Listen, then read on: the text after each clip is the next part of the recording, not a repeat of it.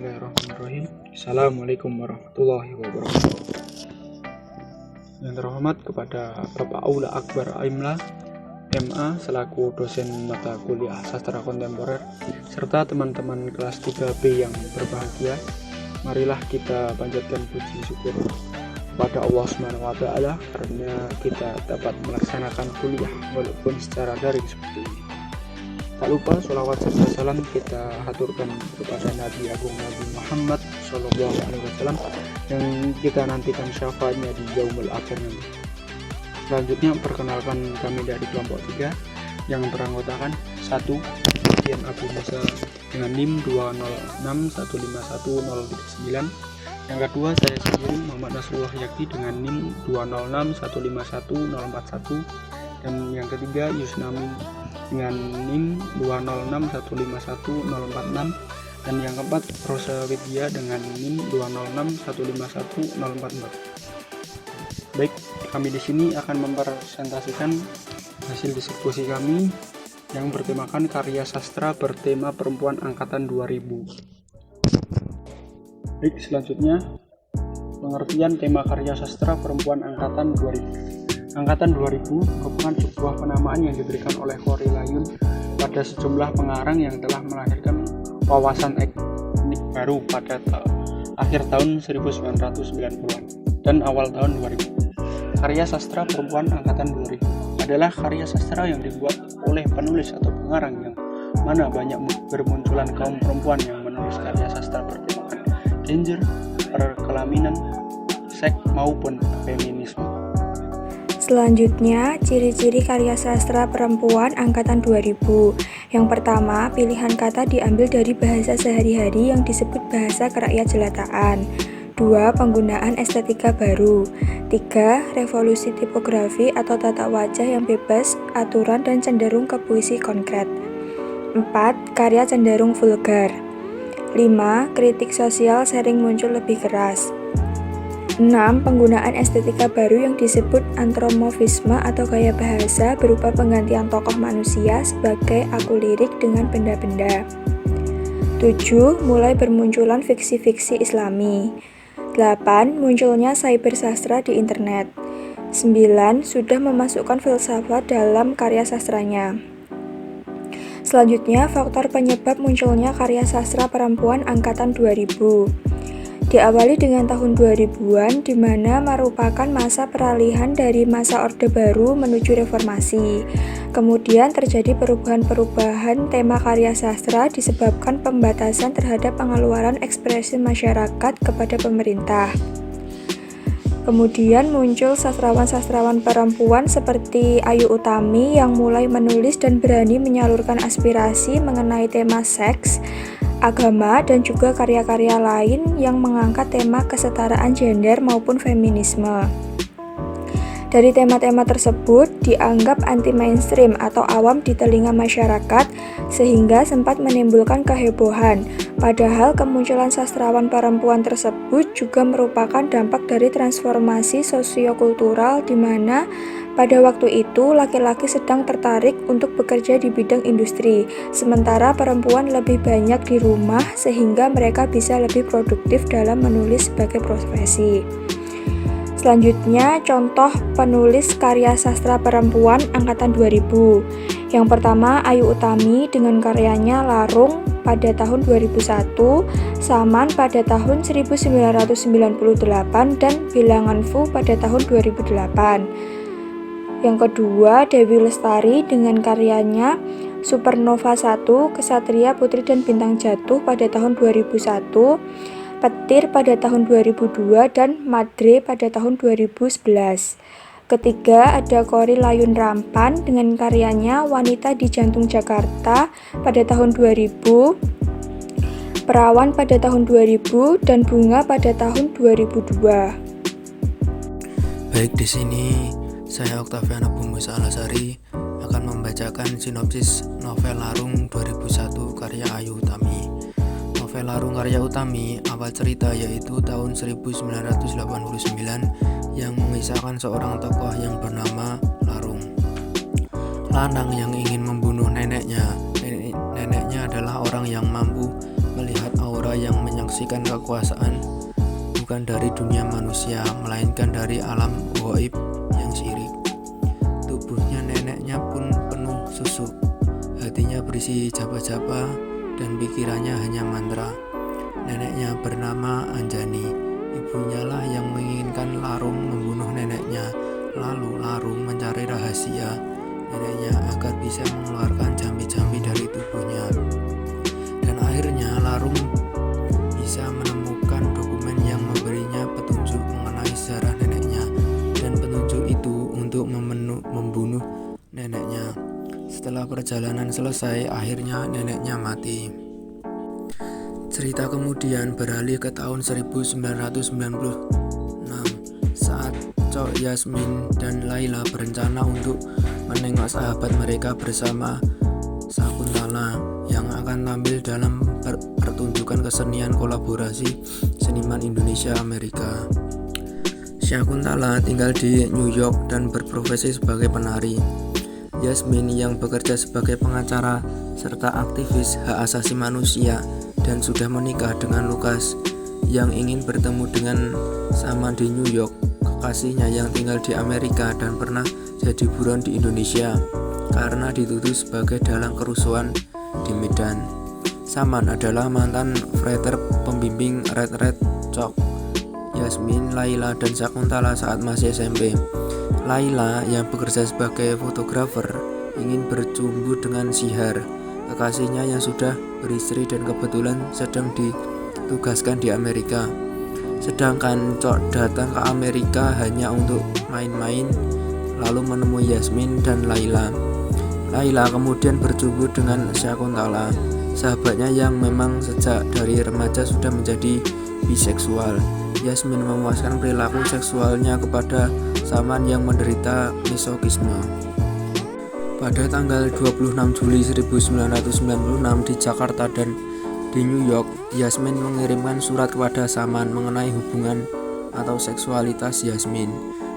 Di musim panas, Saman membuka email dan mendapatkan kabar dari Larung yang bercerita tentang survei lokasi untuk percetakan tanah, dan Saman pun mulai berhubungan dengan Larung sekitar 1 tahun yang lalu. Larung mendapatkan Saman dari Yasmin dan Cok meski latar belakang dan cara memperkenalkan diri agak ganjil, Saman tidak pernah merasa curiga. Saman agak heran kedua bulan setelah perkenalannya, Larung telah memperoleh alamat di @komodo, sebuah jaringan yang tertutup di mana pesan-pesan di entry sehingga hanya bisa dibuka oleh alamat-alamat yang didaftarkan. Agar informasi yang dikirim tidak bisa disadap saat melalui penyelenggaraan Yasmin dan Saman, mereka dalam tim yang bekerja untuk pendanaan dan membuat jaringan. Yasmin menulis pesan kepada Saman dan Saman menerima pesan tersebut, yaitu tentang peristiwa 27 Juli. Karena lelah, Saman berimajinasi atau bermimpi tentang Yasmin yang dimakan oleh Larung @komodo. New York, 5 Agustus 1996. Mimpi tersebut membuat Saman meninggalkan kecemasan, dan surat Yasmin datang, yaitu tentang ia yang menyembunyikan 3 aktivis yang dianggap atau dituduh sebagai dalang kerusuhan. Kemudian meminta bantuan Larung Saman untuk membawa lari 3 aktivis tersebut ke luar negeri. Dalam usaha pelarian 3 aktivis tersebut, yaitu Bilung, Koba, dan Wayan Togok, mereka dibantu Anson bin Argani, petani karet yang suka pasangan seksual, namun kemudian menjadi penjahat dan bajak laut karena pernah dipenjara akibat kerusuhan di Medan. Anson adalah adik angkat Saman ketika masih menjadi pendeta di Medan. Namun dalam perjalanan melarikan 3 aktivis tersebut, Saman dan Larung tertangkap aparat kepolisian. Salah satu dari mereka, yaitu Larung, dituduh sebagai pencuri motor dan polisi itu menendang Larung. Larung tersebut diinterogasi tetapi ia tetap diam dan akhirnya Larung mati ditembak dan beberapa saat kemudian kepada Saman. Baik, Saya Yusnami Kukotosunamia dengan NIM 206151046 akan melanjutkan presentasi pada kali ini. Selanjutnya saya akan membahas tentang fenomena yang muncul akibat karya sastra perempuan angkatan 2000. Yang pertama adalah citra ibu, yang mana digambarkan oleh pengarang perempuan ditentukan pemikiran bahwa secara akal sehat menjadi ibu pasti alami. Seorang perempuan menjadi ibu harus mempunyai organ-organ biologis yang ada secara permanen pada tubuhnya, sehingga perempuan itu bisa hamil, melahirkan, dan menyusui. Organ-organ tersebut tidak dimiliki oleh laki-laki, maka laki-laki tidak akan pernah menjadi ibu. Perempuan yang terpaksa tidak memiliki anak akan memandang dirinya menjadi orang yang terkutuk.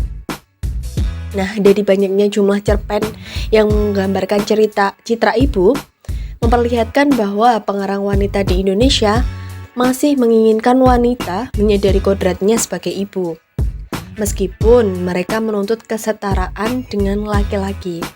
Maka dari itu dapat disimpulkan bahwa di sini pengarang perempuan menganut paham feminisme moderat, di mana feminisme moderat ini memiliki ideologi yang tidak menentang perkawinan dan tidak menganjurkan perempuan untuk melajang seumur hidup.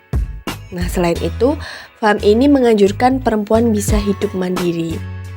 Nah, untuk fenomena yang selanjutnya adalah gambaran perempuan setia, yang mana dilatar belakangi oleh posisi wanita yang tersubordinasi oleh masyarakat.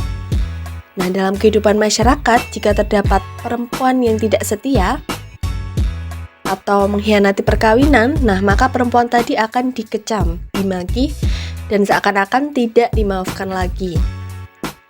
Namun, jika laki-laki yang melakukannya, maka masyarakat akan memaklumi seakan perbuatan tadi boleh dilakukan oleh laki-laki.